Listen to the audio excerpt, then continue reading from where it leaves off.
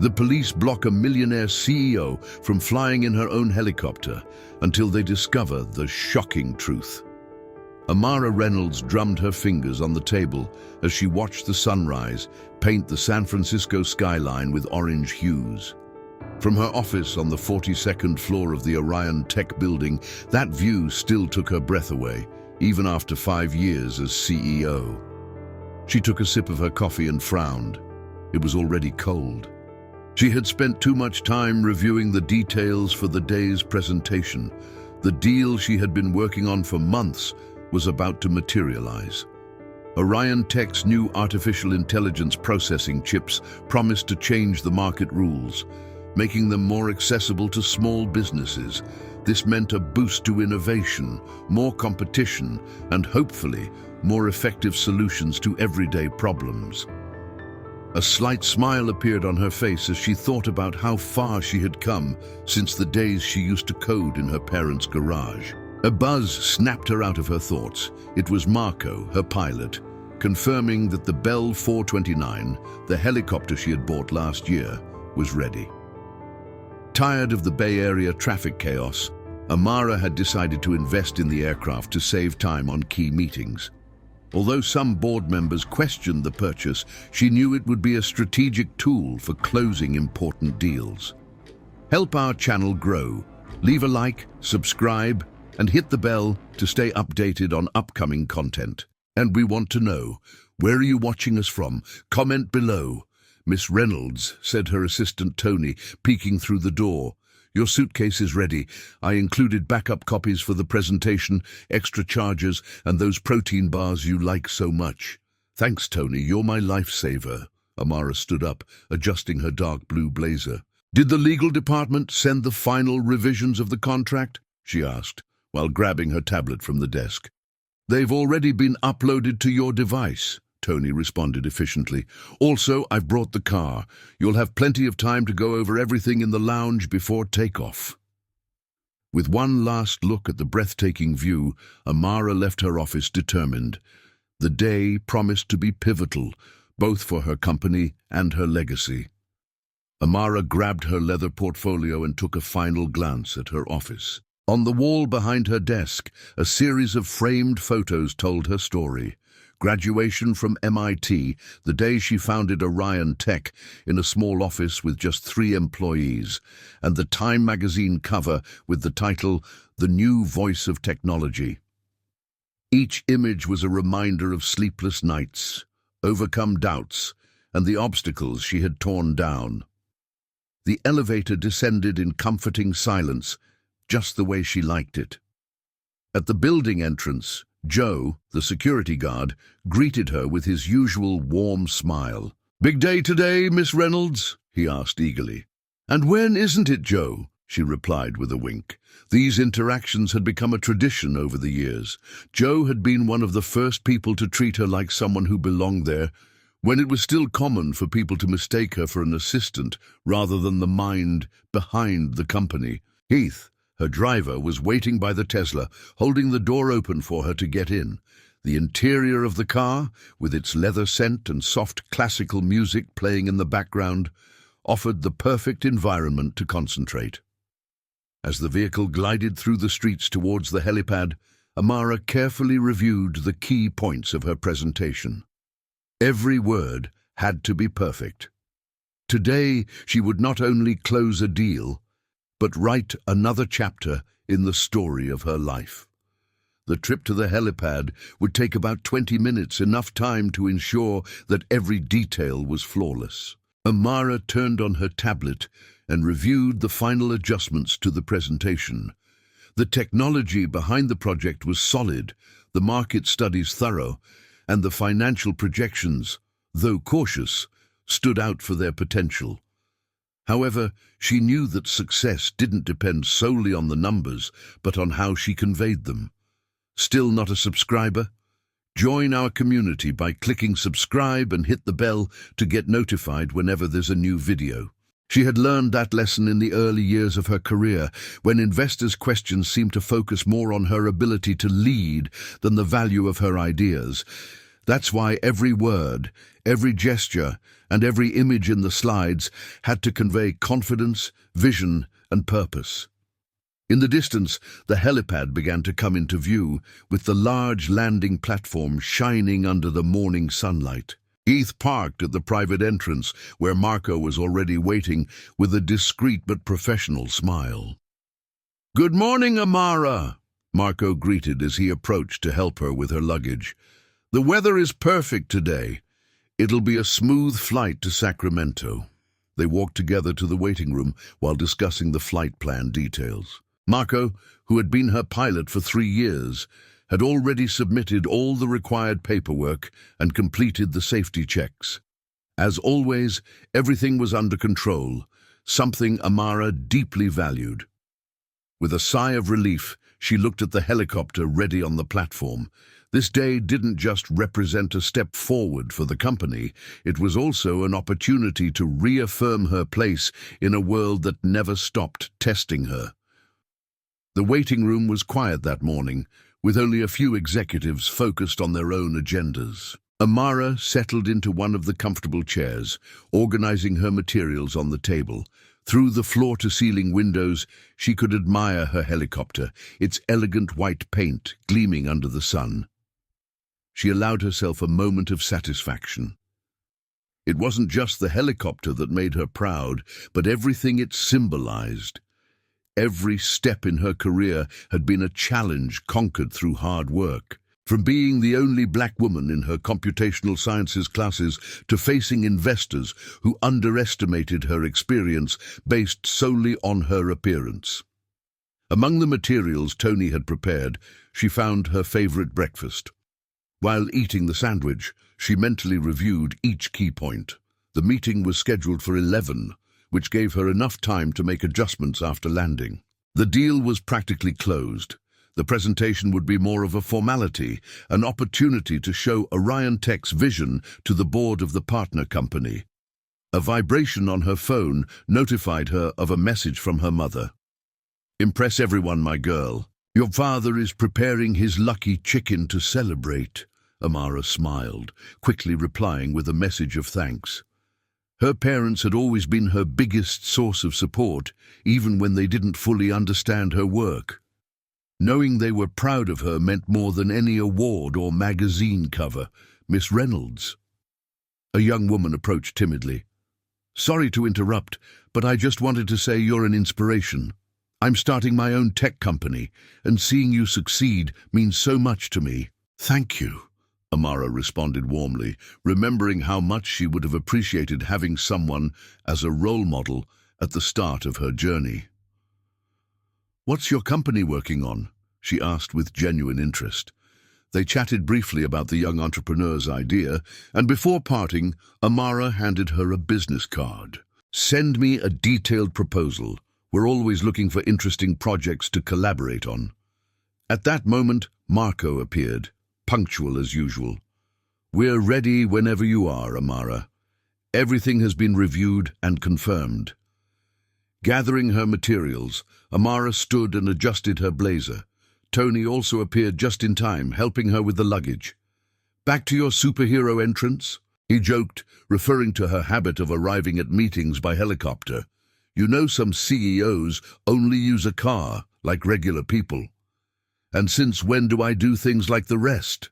Amara laughed, following Marco to the landing platform, ready to face the day. The fresh morning air and the unmistakable sound of other helicopters taking off and landing created a familiar soundtrack. As she walked on the tarmac, Amara felt a familiar wave of excitement. Each important presentation was an opportunity to prove that success didn't depend on fitting into others' expectations, but on forging her own path. The Bell 429 was ready, its doors open and awaiting her boarding. For her, it was much more than just a means of transport. It represented every achievement reached and everything she still planned to conquer. As she approached the helicopter, her mind was already focused on the day ahead. The presentation, the deals, the political complexities of the boardroom. "Another day breaking barriers," she thought as she boarded. Marco was handling the final preparations while Amara settled in, adjusting her seatbelt and putting on her headphones. Through the window, she saw Tony on the other side of the platform, giving her a thumbs up with his usual supportive gesture. The engine roared to life, filling the air with its signature growing hum. Amara, with the tablet in hand, reviewed the last details of the presentation, checking each key point one final time. Everything seemed perfectly under control, just like any other day. The rotor blades spun faster, displacing the air with force, and the helicopter began to rise smoothly. It was one of her favorite sensations, being above the noise and chaos, charting her own course in the world. Then, an unexpected sound broke the routine. At first, she barely noticed the siren, muffled by the roar of the rotor blades. It wasn't uncommon to hear sirens in that part of the city, but then more followed. First another, then a third, the volume and urgency increasing rapidly. She looked out the window and saw 3 police patrol cars speeding into the helipad. Their flashing lights flickered under the sun, and the vehicles moved in formation, invading an area that was usually restricted. Their movement was unsettling. Marco's voice came through her headphones, a grave tone she rarely heard. "Something's not right." The helicopter touched down again as more patrol cars arrived, forming a tight semicircle, blocking their path. Amara's stomach churned. From her window she saw Tony standing still near the security line, his hand still raised in a gesture that no longer seemed supportive, but rather a warning. "Should I turn off the engines?" Marco asked. A trace of unease in his normally confident voice. Amara took a deep breath, trying to calm the whirlwind of thoughts swirling in her mind. This wasn't part of the routine. Something was terribly wrong. Before Amara could react, the officers stepped out of their vehicles, some with their hands resting on their weapons. That image sent a chill down her spine. "Yes," she responded calmly, though her heart was racing. "Turn off the engines. Let's see what this is about." Years of dealing with crises in corporate boardrooms had taught her to stay composed under pressure, but this was different. This felt personal in a way she couldn't explain. The rotor blades began to slow, and then the orders from outside became audible. "Exit the aircraft slowly, with your hands where we can see them." The tone, abrupt and aggressive, contrasted completely with the professionalism she would have expected in a normal airport security operation. Marco, following standard protocols, turned off the helicopter's systems with precision. "I'll go first," he said calmly, trying to reassure her. "I'll show them everything is in order." He had faced inspections before. They were part of the aviation job, but something in his expression revealed he knew this time was different. When Marco opened the door, the atmosphere tensed. 3 officers approached with stiff movements, clearly cautious. Amara watched from the window as they questioned him, though their voices were too low to hear clearly over the residual hum of the rotor blades. She took a deep breath, adjusted her blazer, and decided to act. "Ma'am, stay in the aircraft," shouted one of the officers, but Amara had already stepped down.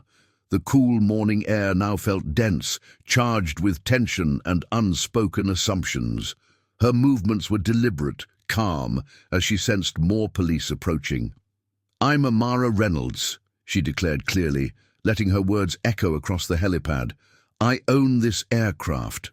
What's the problem?" She had used that tone countless times, professional, firm, without room for doubt. But something inside told her that this time it wouldn't have the same effect. The lead officer, a robust man with graying hair and a badge that read Patterson, looked at her with a mix of alertness and skepticism. Amara recognized the look, the kind of gaze she had faced too many times in her career. "We've received a report of suspicious activity related to this helicopter," he said, emphasizing each word as if speaking to a child. "Suspicious activity?" Amara repeated, controlling her tone to avoid showing frustration. "I'm the CEO of Orion Tech. This is my personal helicopter, and I'm late for a meeting in Sacramento." She moved slowly toward her bag, wanting to pull out her ID to clear up the situation. "Don't move!" Two officers shouted in unison, advancing with their hands firmly on their weapons. Amara froze, feeling her heart race. Suddenly, everything clicked. They didn't see a successful businesswoman. They didn't see a CEO traveling to a key meeting. They saw something completely different, something that had nothing to do with her achievements or credentials. Marco stepped forward, holding up his pilot's license like a white flag. "Officers, I can confirm the identity of Miss Reynolds. I've been working with her for 3 years. All the documents are in order, and the flight plan was filed this morning." Patterson barely glanced at Marco's license before responding. "We need to see the ownership documentation for the aircraft," he said, his gaze fixed on Amara, "and proof of your possession." The pause before the last word was deliberate, loaded with unspoken insinuations. In the distance, Amara saw Tony talking on the phone, probably calling Orion Tech's legal team. Meanwhile, a small group of helipad employees and other travelers began to gather, drawn by the commotion. Several were raising their phones, recording the scene. Amara took a deep breath. She knew this wasn't just about clearing up a misunderstanding. This went beyond that. This was a test. Amara breathed deeply, controlling the anger pulsing beneath her skin. The helicopter still hummed softly, the last reminder of the delay caused by something that should never have happened. She fixed her gaze on Patterson before responding to the young officer. "Fine. I'll continue with the flight, but make sure this isn't forgotten." Her voice was clear, without raising her tone, but filled with firmness. She put her IDs away with calculated movements and turned to Marco, who was waiting near the Bell 429's door. "Marco, let's finish the preparations." He nodded quickly and returned to the cockpit, visibly relieved to get back to the routine. Amara boarded with a calmness she knew was only superficial. The look she gave Patterson before closing the door was a silent reminder that, even if the situation was resolved, the consequences were only just beginning. As the rotor blades sped up again and the helicopter prepared to lift off, Amara looked outside. The group of onlookers was still there, some recording, others simply watching, but now with a mix of admiration and indignation on their faces. She knew the story would spread, maybe for good, maybe for bad, but it didn't intimidate her. By the helipad, Tony was still on the phone, gesturing with a determination Amara knew well. He looked at her one last time before giving a thumbs up again, this time with a clear meaning. "We resolved this, but we're going further." When the helicopter finally lifted off the ground, the weight of the moment began to dissipate, but Amara's determination remained intact. From above, the helipad and police cars began to look tiny, like problems left behind at ground level. But inside, she knew it wasn't something she could simply move past. It was a brutal and living reminder that no matter how high she rose, there would always be those willing to try to bring her down. As she settled back in her seat, she took the tablet again. Sacramento awaited her, as well as a meeting that could shape the future of Orion Tech. However, a new priority began to emerge in her mind, ensuring that what happened today would open the eyes of many and, who knows, prevent others from going through the same. She quickly wrote a message to Tony. "When I get back, arrange a meeting with the PR team. Let's make sure the world hears this story the right way." The Bell 429 sliced through the air smoothly, as if nothing had happened. But for Amara, everything was different. The sun shone high, and she felt it was time to use her position to do more than just lead a company. It was time to lead a change. The room remained silent after Amara's question. The discomfort was palpable, but she knew it was necessary. The weight of reality had to be felt. This incident isn't just about me, or the Bell 429, or this company. It's about what it means to exist in a space where some of us still have to justify our place. Her voice was firm, filled with controlled emotion. "And we're going to use this platform to change that." James Chun adjusted his glasses, visibly thinking about the best way to respond. Finally, he said, "The public impact is already growing. We can use the attention to highlight systemic discrimination and associate Orion Tech with social justice initiatives. It's risky, but—" "It's not risky," Amara interrupted him, determined. "It's necessary. If we don't take a stand now, all the talk about inclusion, about innovation for everyone, will just be empty marketing." She turned to Tony. "I want an official statement on the company website and on social media today. Something that makes it clear this wasn't a misunderstanding. I want us to say what it was. Prejudice. We won't use euphemisms." Tony nodded, already taking notes. "I also want our PR team to start working with organizations fighting racial and economic discrimination. It won't just be a donation. I want real partnerships, training programs, legal support, education, something that makes a difference." Another board member hesitantly raised his hand. "Amara, do you think this could affect our image in the market? Could we alienate potential partners or investors?" Amara laughed, a short, humorless laugh. "If being clear about who we are and what we stand for alienates investors, then they don't have a place here." Her eyes pierced the speaker. Orion Tech was built on the principle of creating solutions accessible to everyone. This isn't just a market vision, it's a moral commitment. The room fell silent again. Amara's words resonated deeply, and the weight of the moment seemed to change the atmosphere. "This incident won't just be a news story today," Amara continued. "It will be the start of something bigger. We're going to lead by example, not just as a tech company, but as a symbol of progress." She turned to Tony. "Schedule interviews with the major media outlets. I want to talk about what happened, but also about what we are doing. We're going to turn this episode into a call to action." With that, she sat down, feeling the weight of the responsibility, but also the strength of her conviction. Tony closed the notebook. "I'll get started right now." Amara looked around, seeing determination reflected in the faces of her team. It wasn't the day she had planned, but she knew that in the end it could be one of the most important of her career. Amara couldn't help but smile as she read the message from her mother. That unwavering support had always been her foundation, but in that moment it felt like a renewed force. She put the phone back in her pocket and refocused her attention on the room. "We're dealing with something bigger than this incident," she said, her voice resonating with conviction. "This isn't just about me. It's about what millions of people face every day, whether in a helipad, an office, or a convenience store.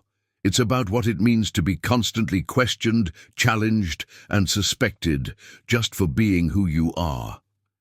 Tony leaned in, offering more information on the tablet.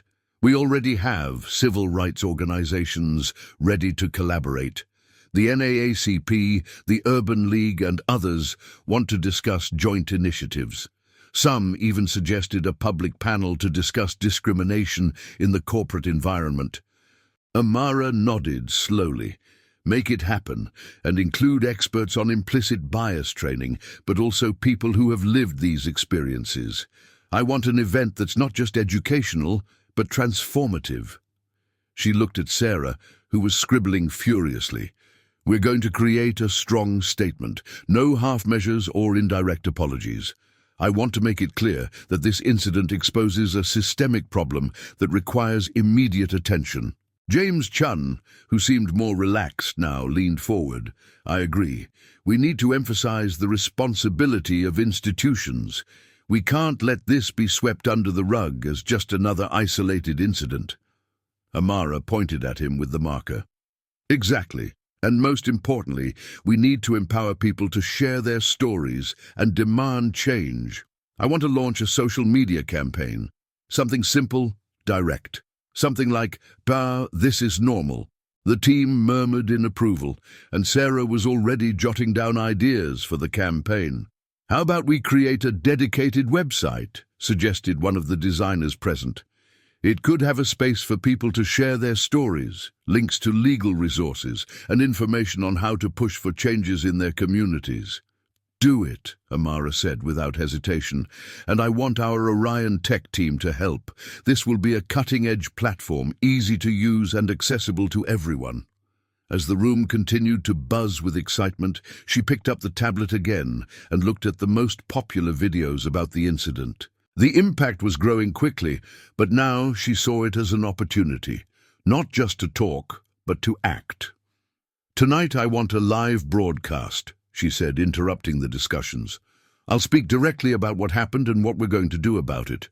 It will be brief, but honest. I want people to know we're listening, we're acting, and this won't be ignored. Tony raised his hand with a slight hesitation. Amara, are you sure? It's still so recent. It could be risky. She looked at him firmly.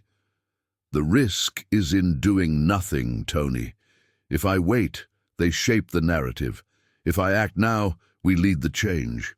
The room fell silent for a moment before being filled again with the frantic sound of keyboards, ideas being shared, and the collective energy of a committed team. Amara knew this would be a long journey. But as she looked at the determined faces around her and thought about her mother's words, she felt something she hadn't felt since the beginning of the day. Hope. What happened to me that morning wasn't just about a helicopter or about me. It was about a system that insists on questioning, invalidating, and suspecting people who don't fit a narrow mold of what it means to be successful. Amara paused, letting the weight of her words hang in the air. She looked around, her eyes fixing on faces of all ages, backgrounds and stories. People who were there because they understood, because they had already lived something similar, or because they were finally beginning to see. When they asked how I could afford what I own, it wasn't just my helicopter they doubted. They doubted my journey, my parents' efforts who believed in me, every obstacle I overcame to be here. This is not just a personal offense. It's an attack on progress, diversity, and justice. Amara paused, feeling the growing strength in the crowd. Today, we are not here to demand apologies, but to demand change. It's time to question the standard procedures that perpetuate discrimination. It's time to break the systems that distrust our presence before even recognizing it. She looked up at the crowd, adjusting the microphone before continuing. Orion Tech, in collaboration with civil rights organizations and community leaders, is launching today the Systemic Justice and Equality Fund. This fund will offer legal support, education, and training to deal with implicit biases in businesses and public institutions. Her voice grew stronger. We are not going to wait for change. We are going to lead this transformation. The crowd erupted in applause, but Amara raised her hand, signaling for calm. This is just the beginning. We need more voices, more stories, and more actions. I invite all of you to join us. Share your experiences, amplify the stories of others, and above all, demand accountability. Together, we can build a future where no one has to justify their place, their success, or their existence. Amara concluded her speech with a firm and determined look.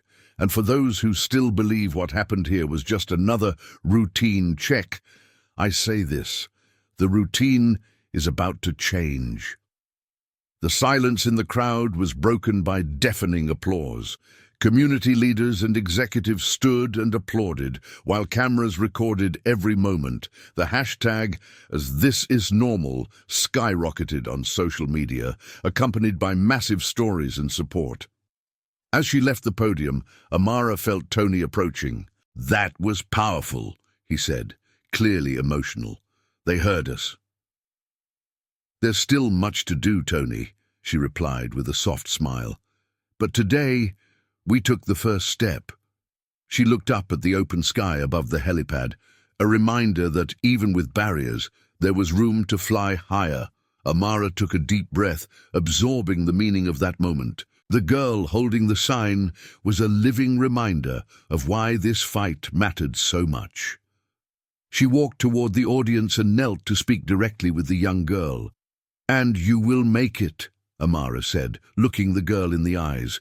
"Don't let anyone tell you otherwise. You can be anywhere you want to be." The girl smiled shyly, while the crowd around them captured the scene with cameras and cell phones. Amara stood up, waving to the crowd, before returning backstage where Tony and Sarah were waiting for her. "We need to prepare for the next stage," said Amara, already resuming her focused posture. "The Legal Defense Fund needs continuous visibility, and the Oversight Committee must be formally announced with clear dates for the first reports." Tony confirmed with a gesture. "We already have meetings scheduled with civil rights and corporate sector representatives to align strategies. The momentum is on our side." Sarah, holding the tablet, showed Amara more emerging news. "The movement is spreading internationally. Global leaders are sharing the hashtag #ThisIsNormal, and journalists are linking the incident to the unequal treatment faced by minorities worldwide." Amara nodded, realizing the impact had exceeded the boundaries of the city, the country, and even her own experience. The symbol of the helicopter now soared high, a metaphor for the freedom to occupy spaces, to break barriers. As the night deepened, Amara felt a renewed wave of determination. She knew the hard work had only just begun. There were systems to reimagine, policies to transform, and stories to amplify. "We're going to fly higher," she said, her voice firm and full of purpose, "so that no one ever again has to justify where they belong." Amara knew that every step from this moment on was crucial. The movement that had formed around her incident at the helipad was not just an immediate response. It was the foundation for something larger, something that could redefine power structures, access, and equality. With the support of thousands of voices resonating with their own experiences, she felt the collective strength of an imminent change. But for that transformation to be real and lasting, a strategic plan, bold decisions, and a vision beyond the present would be necessary. When she returned to the office that night, Amara sat at her desk, surrounded by reports, messages of support, and the first drafts of the initiatives that had been announced. The creation of the Legal Defense Fund was a significant milestone, but she knew it needed to be more than just a stopgap solution. It had to be a replicable model, something other organizations could adopt and adapt. The Oversight Committee was another important step, but Amara was aware that simply having a committee would not guarantee results. A robust system of monitoring and accountability would be necessary, something immune to political pressures and institutional biases. A bigger vision for the movement. Amara began sketching out a plan on paper, a habit she had kept since the days she founded Orion Tech in a small office with just 3 employees. She didn't just want to address the immediate problem, systemic prejudice in standard procedures, but also tackle the roots of that problem. That meant investing in education, creating meaningful training programs, and ensuring that those facing these obstacles had the tools to overcome them. One of her central ideas was to transform the hashtag #ThisIsNormal into a global platform, not only for denunciations, but also for solutions. She envisioned a virtual space where stories could be shared, but also where concrete actions were promoted. Links to legal resources, information on civil rights, guidance for dealing with discrimination in real time, all of this would be part of the project. More importantly, she wanted to create a database that would allow tracking behavior patterns and inequality. As she detailed her ideas, Tony entered the room with a look of determination. "Amara, we have responses from the corporate sector. 30 companies have already signed the commitment to support the Legal Defense Fund and implement internal training to reduce implicit biases." Amara smiled, but kept her focus. "That's great, but we need to make sure these commitments are more than words. I want metrics, regular reports, and independent audits. If there's no accountability, there will be no progress." Tony nodded and sat down next to her, helping to organize the priorities. Together, they began to outline the next steps. The impact beyond the corporate sector. Meanwhile, public pressure was beginning to impact the government sector as well. The mayor's statement in support of Amara's initiatives had sparked a series of conversations at higher levels of power. State leaders began proposing legislation that would require police forces to undergo mandatory training and adopt more transparent procedures. Amara was invited to participate in a public hearing in the state Congress to share her experience and present proposals for change. She knew this was a crucial opportunity to take the movement beyond social media and corporate circles. During the hearing, her testimony was powerful. "It's not just about an isolated incident," she said, looking directly at the lawmakers. "It's about how patterns of discrimination are rooted in the structures that are supposed to protect and serve all of us. We can no longer keep ignoring this." The hearing received extensive media coverage, further increasing the visibility of the movement. However, Amara knew the legislative struggle would be long and complex. Many still resisted change, claiming that the incidents were exaggerated or misunderstandings. But she was determined not to back down. The strength of the community.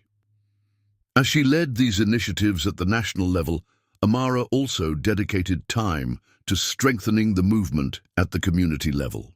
She began organizing local events, bringing together community leaders, young entrepreneurs, and activists to discuss practical solutions. These events were not only about awareness, they were idea labs where people could share experiences and co-create strategies. During one of these events, she reconnected with the young entrepreneur she had met in the helipad lounge. The young woman, named Clara, was now leading a group of black women in the tech sector, helping them navigate the complexities of a field historically dominated by white men. "You inspired me to believe that I can do more than just survive in this sector," Clara said. "I can thrive and open doors for others." These encounters reinforced for Amara that the movement wasn't just about correcting past wrongs, but about building a future where stories like Clara's were the norm, not the exception. The small helicopter pin that had become a symbol of the movement continued to appear at events, on social media, and even in executive meetings. Amara decided to transform that symbol into something tangible. She launched an initiative called Rising High, which would fund scholarships for young people from marginalized communities interested in aviation, technology, or leadership. The helicopter, for me, represents freedom, innovation, and the courage to occupy spaces where they don't expect to see us, she said during the initiative's launch. "I want to make sure more people can experience this." The program received overwhelming support, with donations from companies, celebrities, and everyday people who identified with the cause. The future of the movement months later, Orion Tech officially launched the This Is Normal platform, which already had thousands of shared stories and concrete proposals being implemented. Local governments began adopting some of the recommendations from the Oversight Committee, and companies reported significant improvements in their internal cultures after implementing mandatory training. However, Amara didn't see this as the end, but as the beginning of something much bigger. To her, the true measure of success would be when movements like the one she had started were no longer necessary, when no one else would have to justify their presence, their success, or their humanity. As she watched the Orion Tech team working, now more united and determined than ever, she felt a deep sense of accomplishment. But she knew there was still more to be done. That day, as the sun set over the city, Amara wrote a message to her mother. "Thank you for always reminding me that I can be more. Today, I took one more step, and I know I'm not alone. I'm just getting started. If this story inspired you, leave a like to support the channel and subscribe to see more content like this. Don't forget to turn on notifications so you don't miss the upcoming chapters. And tell me where you're watching from. We love to hear from every corner of the world where our channel reaches.